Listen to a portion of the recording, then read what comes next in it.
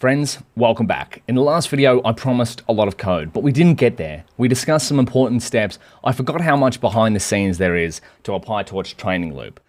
And I think it's important to spend the time that we did discussing what's going on, because there's a fair few steps, but once you know what's going on, later on we don't have to write all the code that we're going to write in this video. You can functionize it. We're going to see that later on in the course, and it's going to run behind the scenes for us. But we're spending a fair bit of time here because this is literally the crux of how our model learns. So let's get into it. So now we're going to implement the forward pass, which involves our model's forward function, which we defined up here when we built our model. The forward pass runs through this code here. So let's just write that. So in our case, because we're training, I'm just going to write here. This is training. We're going to see .eval later on. We'll talk about that when it comes. Let's do the forward pass. So the forward pass, we want to pass data through our model's forward method. We can do this quite simply by going ypred, so y predictions, because remember, we're trying to use, our ideal model is using x test to predict y test on our test data set. We make predictions on our test data set. We learn on our training data set. So we're passing, just going to get rid of that because we don't need that. So we're passing our model xtrain, and model 0 is going to be our current model. There we go. So we learn patterns on the training data to evaluate our model on the test data. Number 2, where are we at?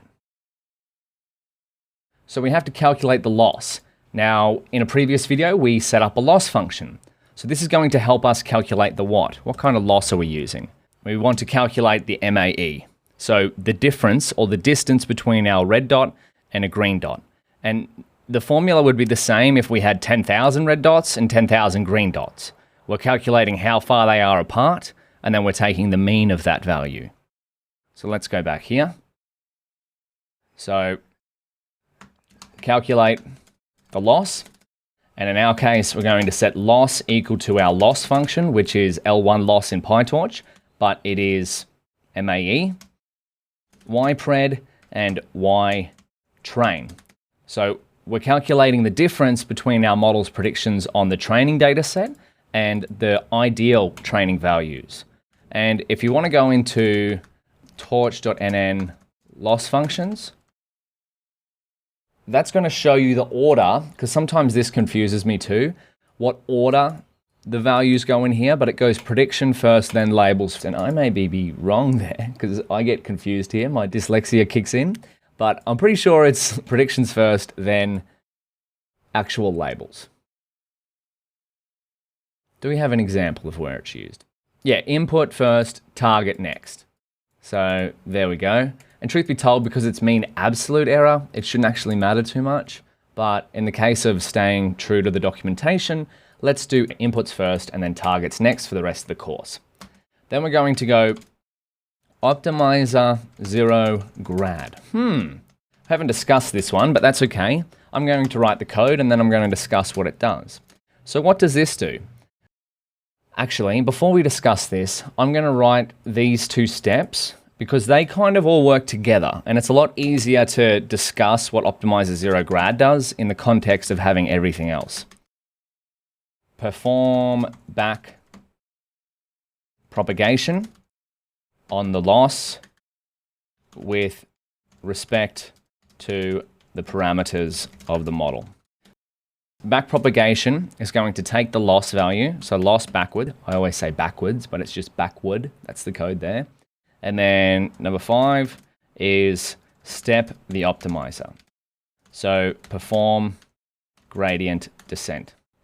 So optimizer.step. Look at us. We just wrote the 5 major steps of a training loop. Now let's discuss how all of these work together. So it's kind of strange, like the ordering of these. You might think, oh, what should I do the order? Typically the forward pass and the loss come straight up.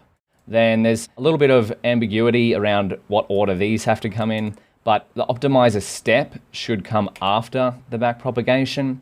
So I just like to keep this order how it is because this works. Let's just keep it that way. But what happens here? Well, It also is a little bit confusing in the first iteration of the loop because we've got 0 grad. But what happens here is that the optimizer makes some calculations in how it should adjust model parameters with regards to the backpropagation of the loss. And so by default, how the optimizer changes will accumulate through the loop.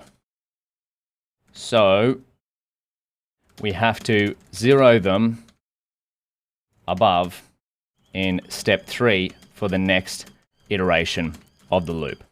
So a big long comment there, but what this is saying is, let's say we go through the loop and the optimizer chooses a value of 1. Change it by 1.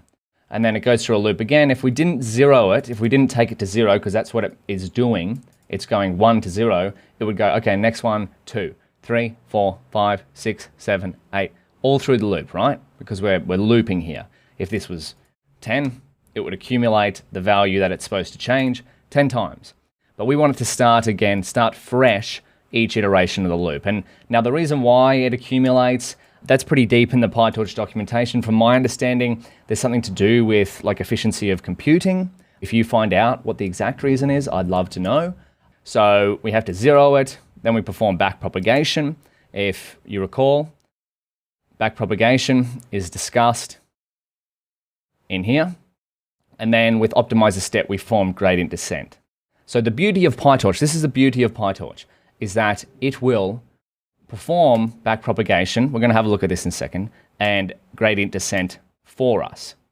So to prevent this video from getting too long, I know we've just written code, but I would like you to practice writing a training loop yourself. Just write this code and then run it and see what happens. Actually, you can comment this out. We're going to write the testing loop in a second.